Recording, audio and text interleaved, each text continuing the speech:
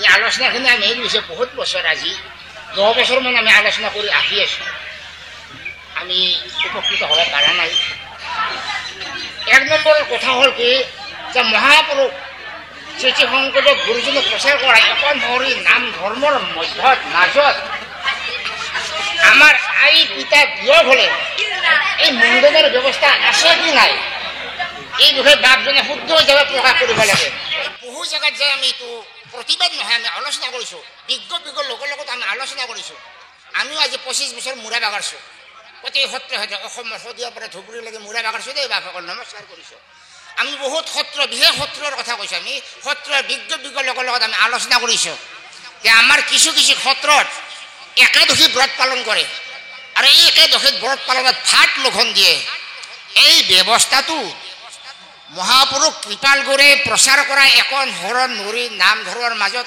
আছে কি নাই বাপজনক অনুৰোধ জনাইছোঁ আমাৰ নিজা আবেগৰ পৰা গোটেই বাপজনে অলপ মুকলি হিচাপত প্ৰকাশ কৰিলে আমি বৰ আনন্দিত পাম কৃষ্ণ গীতা সত্ৰৰ সত্ৰাধিকাৰ প্ৰভুজনা চৰণ কমলৰ জৰিয়তে সমস্ত জনা আপোনাসৱ মহামহন্তৰ চৰণ কমলত আমি ভক্তিৰ সেৱাভাগী অৰ্পণা কৰা হৈছে খুব সুন্দৰ ভাৱনা প্ৰশ্নাকাৰে প্ৰকাশ কৰিছে আৰু আমি এইখিনি কথা প্ৰায় কৈ থকা হয় শাস্ত্ৰসন্মতে প্ৰথম কথা পিতৃ মাতৃৰ বিয়োগ হ'লে মুণ্ডন কৰিব লাগে নে নালাগে কৃষ্ণ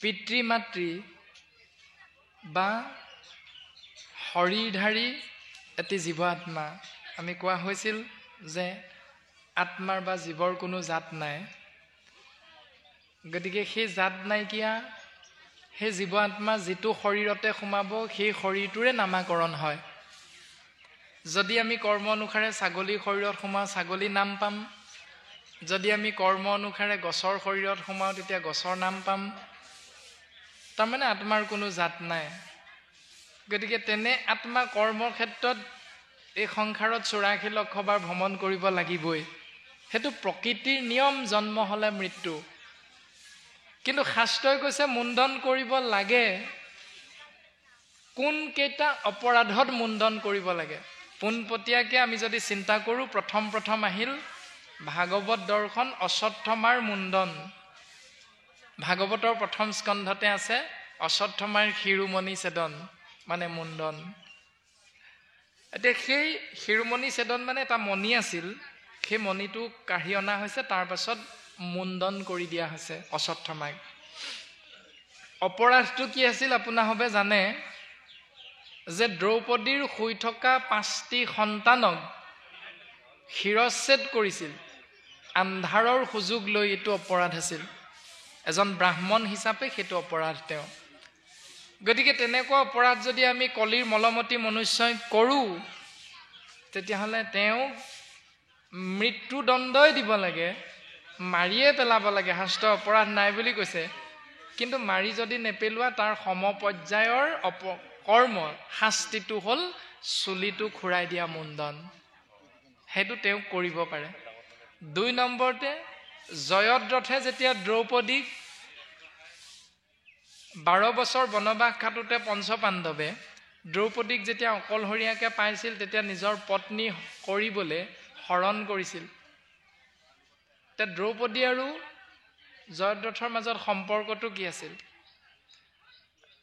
জয়দ্ৰথ হ'ল 100 কৌৰৱৰ একেবাৰে কনিষ্ঠা এগৰাকী কন্যা আছিল নাম দুশলা দুৰ্যোধনৰ ভনীয়েক একেবাৰে এগৰাকী কনিষ্ঠা কন্যা মানে ভগ্নী আৰু দ্ৰৌপদী হ'ল দুৰ্যোধনৰ ককায়েক যুধিষ্ঠিৰ বা পঞ্চপাণ্ডৱৰ পত্নী এতিয়া সম্পৰ্কটো কি হ'ব আপোনালোকে বুজি পাইছে ভনী জোৱায়েকে নবৌয়েকক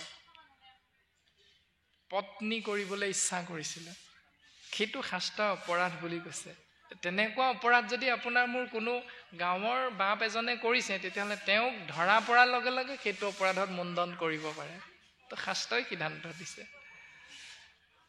3 নম্বৰতে সিদ্ধান্ত দিলে ৰুক্মবীৰ আৰু ৰুক্মিণীয়ে যেতিয়া কৃষ্ণক চিন্তা কৰিছিল স্বামী হিচাপে ভকত বৎসল প্ৰভু ভগৱন্তই ৰুক্মিণীক হৰণ কৰিছে আৰু ৰুক্মবীৰে পাছে পাছে খেদি গৈ কৃষ্ণৰ লগত যুদ্ধ কৰিছে।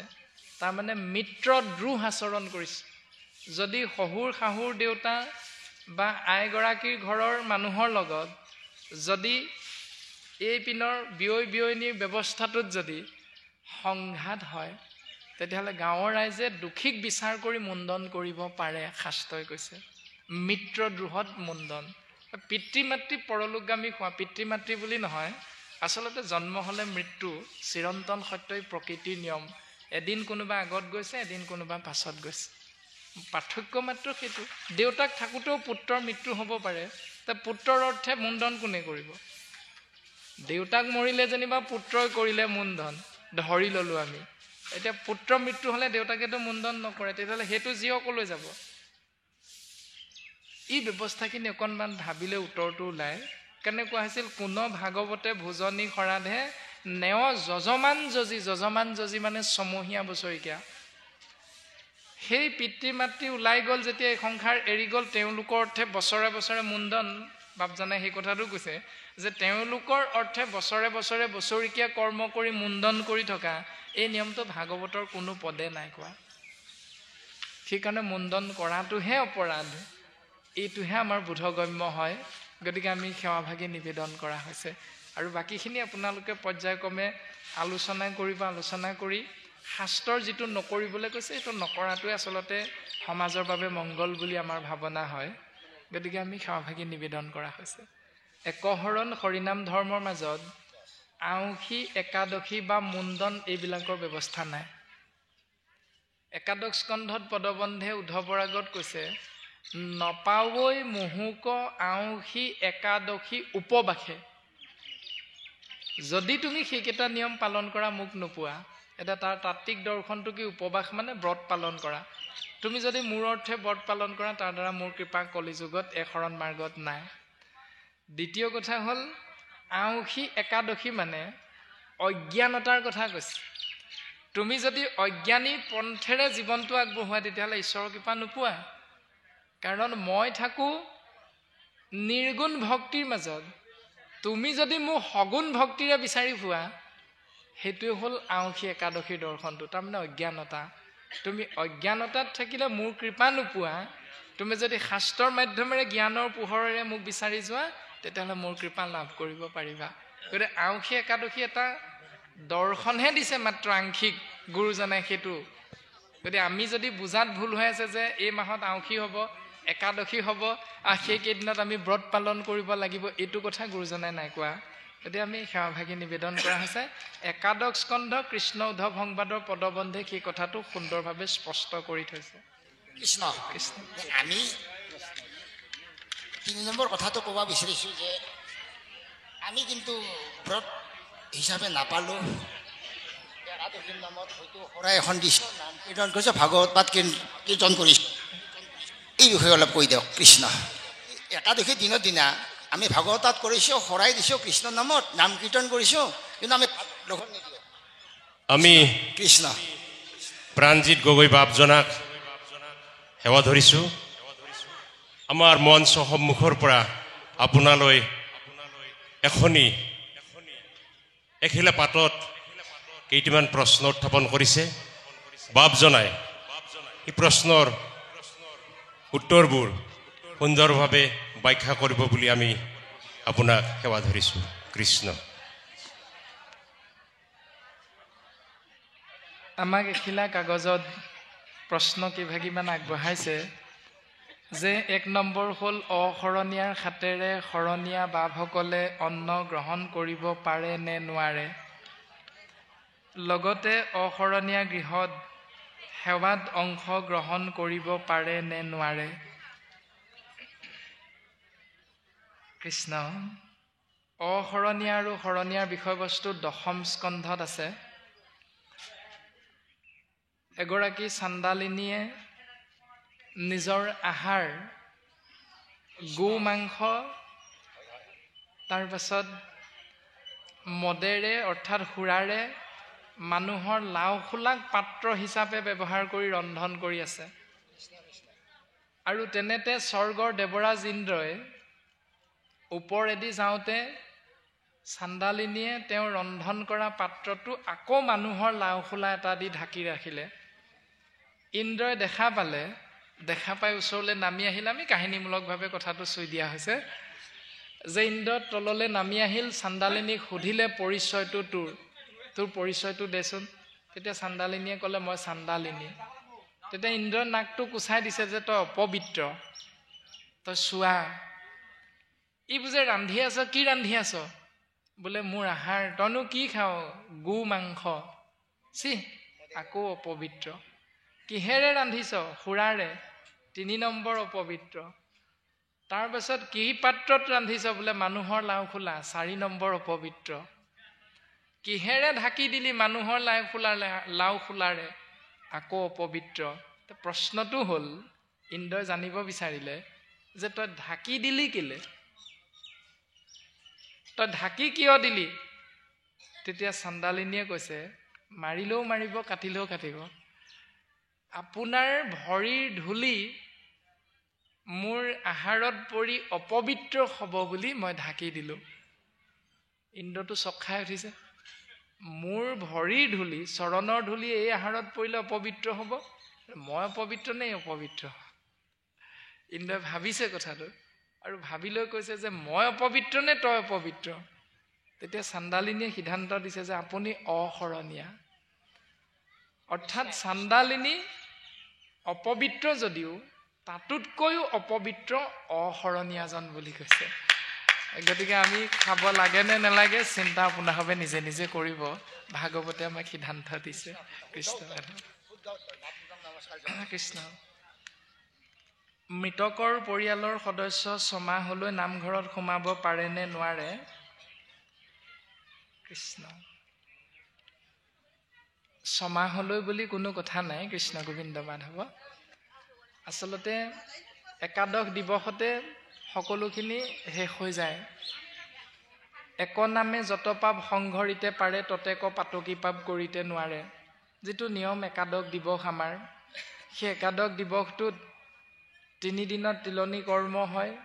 4 নম্বৰ দিনটোৰ পৰা গো কৰ্ণ আৰু ধুন্দুকাৰীৰ যিটো কাহিনী ভাগৱতে আমাক দিছে, 10 নম্বৰ দিনটোলৈকে ভাগৱত কথা কৃষ্ণ নাম আশ্ৰয় কৰা। তাৰ পাছত একাদশ দিৱসত গোবিন্দ মহাপ্ৰভুৰ নিৰ্গুণ নাম গুৰুজনাৰ আৰ্হিৰে আমি সেই ব্যৱস্থাটো পালন কৰাৰ লগে লগে 12 নম্বৰ দিনটোত তৈলভোজনৰ ব্যৱস্থা। তাৰ পাছত আৰু সেইখন ঘৰত কোনো চোৱা বা অপৰাধ কৰ্মৰ ব্যৱস্থাটো নাথাকে। সেই গৃহস্থী সেই দিনটোৰ পৰা মুক্ত হৈ যায়, সেই ব্যৱস্থাটোৰ পৰা মুক্ত। তেওঁ প্ৰত্যেক অনুষ্ঠানতে, ধৰ্মীয় অনুষ্ঠানত অংশগ্ৰহণ কৰিব পাৰে। তেওঁ যদি এজন নামাচাৰ্য হয় তেওঁ নাম পাঠ কৰিব পাৰে। ভাগৱত আচাৰ্য হ'লেও তেওঁ পাঠ কৰিব পাৰে। নামঘৰীয়া হ'লেও তেওঁ চাকি বন্তি জ্বলাব পাৰিব। সকলো কৰ্মৰ বাবে তেওঁ 13 নম্বৰ দিনটোৰ পৰা সম্পূৰ্ণ মুক্ত। এই দৰ্শনটো আমাক শাস্ত্ৰই দিছে। আপোনাৰভাৱে গোটেইখিনি চালে শাস্ত্ৰ পদবন্ধেই পাব। আমি মাত্ৰ আংশিক প্ৰকাশ কৰি দিয়া হৈছে। কৃষ্ণ মাধৱ। গতিকে 6 মাহ বুলি কোনো কথা নাই। একদম বাক্য এষাৰ প্ৰথম স্কন্ধতে দিছে, যিটো বাক্যে নাই নাম কৃষ্ণৰ চৰিত্ৰ, উচ্ছিষ্ট গৰ্তটো কৰি শিশি অপবিত্ৰ। 2 নম্বৰ ঘোষা পদে দিছে, একক্ষণ মানে যিটো শুনৈ কৃষ্ণ কথা, তাৰ বিনে আৱৰ জীৱন যায় বৃথা। ইয়াৰ পৰা যদি আমি চিন্তা কৰোঁ, আমি ৰাতিপুৱা শুই উঠাৰ পৰা ৰাতি বিচনাত পৰালৈকে যিমানখিনি বাক্য উচ্চাৰণ কৰোঁ, সেই বাক্যখিনিত যদি কৃষ্ণ কথাটো নাই, তেতিয়াহ'লে সেই বাক্যখিনি অপবিত্ৰ বুলি কৈছে। কেনেকুৱা অপবিত্ৰ? উচ্ছিষ্ট গৰ্তটো কৰি অপবিত্ৰ। উচ্ছিষ্ট মানে এৰেহা, গৰ্ত মানে গাত, অৰ্থাৎ চোৱা পাতনিতকৈও লেতেৰা। আপুনি মই উচ্চাৰণ কৰা বাক্যত যদি কৃষ্ণ নাম নাই, ইমান লেতেৰা, তেতিয়াহ'লে মানুহজন কিমান লেতেৰা? এতিয়া তেনেকুৱা নাম কৃষ্ণ নাম আশ্ৰয় নকৰা মানুহজন কিমান লেতেৰা। সেইকাৰণে গুৰুজনাই ক'লে, একক্ষণ মানে যিটো শুনৈ কৃষ্ণ কথা। তুমি যিকণ সময় কৃষ্ণ কথা শুনাৰ সৌভাগ্যৱন্ত হলা, তাৰ বিনে আৱৰ জীৱন যায় বৃথা। তাৰ বাহিৰে বাকী সময়খিনি জীৱনটো তোমাৰ বৃথা জীৱন।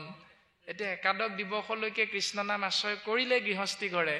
তাৰ পাছত 6 মাহলৈকে যদি কৃষ্ণ কথা শুনাৰ পৰা নামঘৰলৈ সাধু সন্ত মহন্তৰ সংগলৈ যোৱাত যদি সমাজে বাধা দিয়ে, তেনেকুৱাতেই যদি ব্যক্তিজনৰ মৃত্যু হয়, এতিয়া সমাজখনে শাস্ত্ৰসন্মতে ব্যক্তিজনক বৈকুণ্ঠলৈ পঠিয়ালে নে নৰকলৈ পঠিয়ালে? চিন্তাটো তাতে আছে, গতিকে বুজিবলৈ চেষ্টা কৰিলে আমি হয়তো বুজিব পাৰিম। কৃষ্ণ গোবিন্দ কৃষ্ণ কৃষ্ণ। প্ৰশ্ন দুভাগ এয়াই আছিল। এই ধৰ্ম অনুষ্ঠানখন ইয়াত ভাগৱত কীৰ্তন কৰা হৈছে। এই ভাগৱত কীৰ্তন কৰাৰ বাবে অকল অৰণীয়াখিনিয়ে যে ইয়াতে আছে সেইটো কথা আমি ভবা নাই। অহৰিণাতো আছে আছে আছে। গতিকে ইয়াৰ মাজত কিবা পাৰ্থক্য আছে নেকি? আৰু অবিবাহিত ল'ৰা আৰু ছোৱালীয়ে ভকতসকলক পৰিচৰ্যা কৰাৰ কিবা অপৰাধ দোষ হ'ব পাৰে নেকি? কৃষ্ণ এইখিনি অলপ আমি বুজাই দিব লাগে। আৰু এটা কথা হৈছে কি, আমাৰ এই ডাঙৰ ইখনত আমাৰ কেইজনমান ভকতে সোধাৰ কাৰণে এটা হেৰি কৰিছে। এটি সুধিব লগা কথা নাই, তথাপিতো তেওঁলোকে এই অৰ্থটো বুজাৰ কাৰণে তেওঁলোকে প্ৰশ্নটো অৱতৰণ কৰিছে। সেইটো হৈছে কি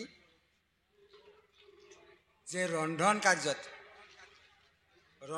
কাৰ্যত অন্য সাজ বাচন, অৰ্থাৎ আজিকালি টেণ্ট হাউচত বহুত সাজ বাচন পায়।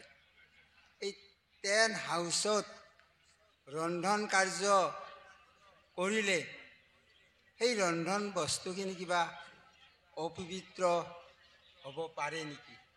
এইখিনি কথা তেওঁলোকে জানাৰ কাৰণে আপোনাক প্ৰশ্নৰ অৱতৰণ কৰিছে। কৃষ্ণ শুদ্ধ উত্তৰ দি দিয়ে। কৃষ্ণ। প্ৰথম কথা হ'ল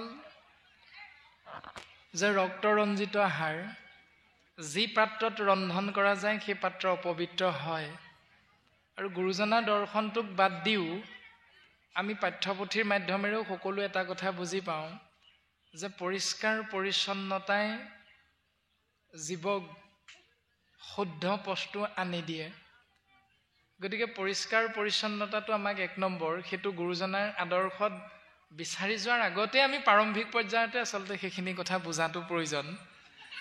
গতিকে গুৰুজনাই আমাক সেই দৰ্শনটো দিছেই যে ৰক্তৰঞ্জিত আহাৰ যদি ৰন্ধন কৰা যায় তেতিয়াহ'লে সেই পাত্ৰ অপবিত্ৰ হয়। আৰু সেই পাত্ৰ অপবিত্ৰ হয় যদিও ইতিমধ্যে কোৱা হ'ল যে চাণ্ডালিনীয়ে ৰন্ধন কৰা পাত্ৰ অপবিত্ৰ যদিও তুলনাটো দেখুৱালে যে অশৰণীয়াজন তাতোতকৈও অপবিত্ৰ বুলি কৈছে। তাৰমানে তুমি যদি কেনেবাকৈ পেণ্ডেলৰ সেই কেৰাহীত যদিও তুমি সিদ্ধ ৰন্ধন কৰি খাব পাৰা, কিন্তু অশৰণীয়াজনৰ হাতেৰে তুমি সেয়া গ্ৰহণ কৰিব নোৱাৰা। এই কথাটো কৈছে তুলনাটো। তথাপিতো পৰিষ্কাৰ পৰিচ্ছন্নতাটো আমাৰ প্ৰত্যেকৰে প্ৰয়োজন। গতিকে অন্ন যোনি কিছু নকৰে বিচাৰ, জাতি কুল ভৈল ভ্ৰষ্ট, বৈষ্ণৱৰ বেশ ধৰিয়া ফুৰয়, বেদ পন্থ কৰি নষ্ট। গতিকে অন্ন যোনি বিচাৰ কৰাটো প্ৰয়োজন। সেইখিনি প্ৰয়োজনীয়তাটো অকণমান তত্ত্বগধুৰ বাৰু। সেইখিনি আমি প্ৰায় ভিডিঅ'বিলাকত কৈ থকাই হৈছে। যিমান পৰা যায় ৰক্তৰঞ্জিত আহাৰ ৰন্ধন কৰা ব্যৱস্থাটোৰ পৰা আঁতৰি থাকিবলৈ গুৰুজনে আমাক সিদ্ধান্ত দিছে। যদিহে আমি অকল সমাজৰ ক্ষেত্ৰতহে সেইভাগ বাচনৰ কথা ভাবোঁ, আকৌ ঘৰত যদি তাৰ ওলোটাটো কৰোঁ, তেতিয়াহ'লে আকৌ সেইটো বিচাৰ নকৰাই ভাল। প্ৰমাণটো বুজি পাইছে যে আত্মা তত্ত্বটো যেতিয়া ওলাই যায় তেতিয়া তাক তালব্য শ বুলি কোৱা হয়। বগা কাপোৰে ঢাকি দিয়ে, বাহিৰলৈ উলিয়াই চোৱা হ'ব বুলি। কিন্তু বিপৰীতে এটা হাঁহৰ যদি মৃত্যু হয় তেতিয়াহ'লে তাক পাখি চাখি গুচাই আকৌ ভিতৰলৈ নিয়া হয়, কিন্তু একেটা আত্মাই আছিল।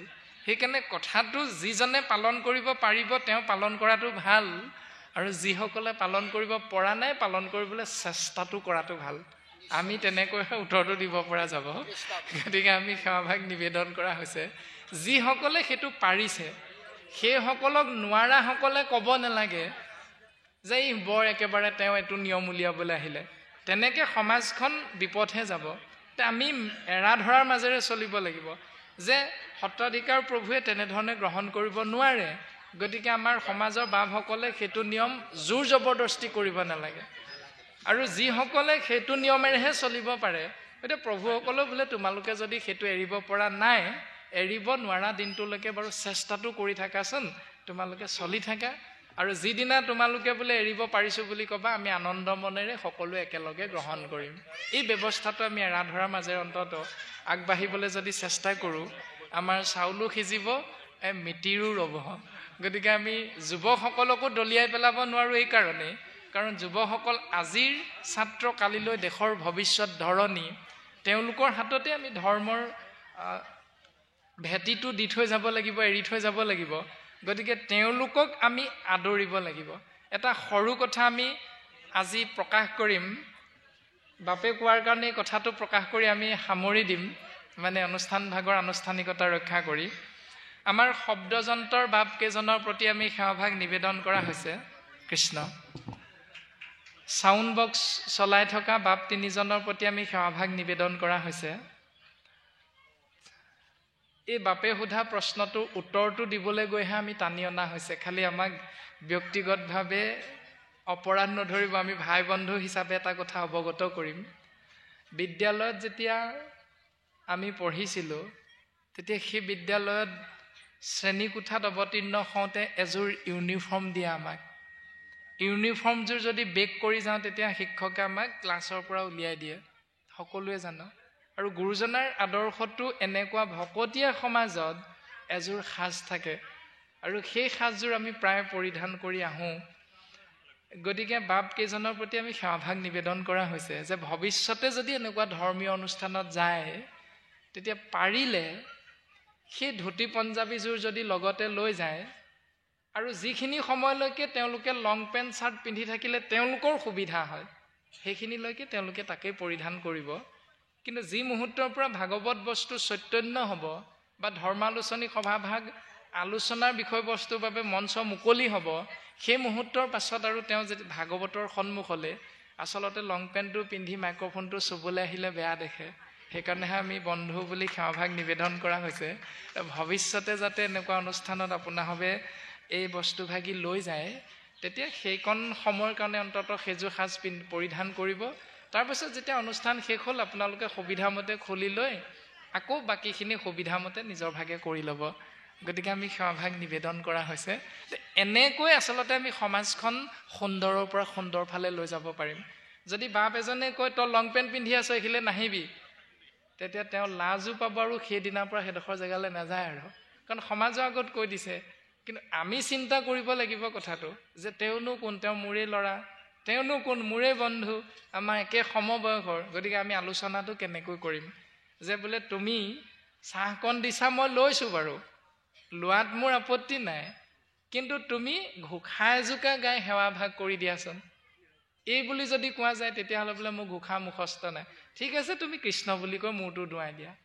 সত্ৰাধিকাৰ প্ৰভু বা বয়সস্থ দেউতাজনে যদি কয় তুমি কৃষ্ণ বুলি কৈ মূৰটো ধুৱাই দিয়া, আৰু বাপজনে ও হৰি ওৰাম ক'ব, সেই জল ভাগি সেই মুহূৰ্তৰ কাৰণে পবিত্ৰ হৈ যায়, কিয়নো কৃষ্ণ নাম আশ্ৰয় কৰা হয়।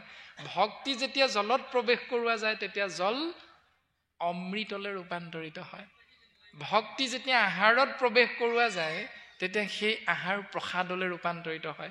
আমি যদি পোনছাতে কৈ দিওঁ নাই নাই নাই তই শৰণ নাই লোৱা, তই এইখিলে নাহিবি, তেতিয়া সমাজখন দুভাগ হয়। সেইকাৰণে আমি কিছুমান কথা অকণমান চিন্তা কৰিব লাগিব।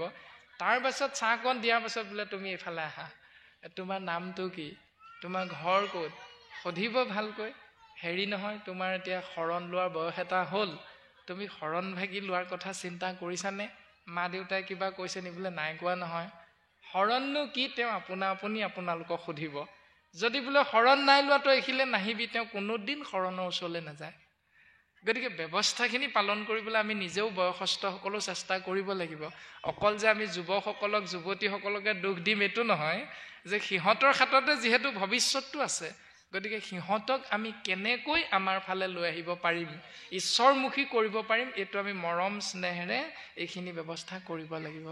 গতিকে আমি সবাৰ ওচৰত সেৱা নিবেদন কৰিছোঁ, আৰু আমাৰ বন্ধুসকলে যাতে কথাটোত অন্তৰত আঘাত নাপায়, আমি সেৱাভাগ নিবেদন কৰা হৈছে। কৃষ্ণ গুৰু শংকৰ।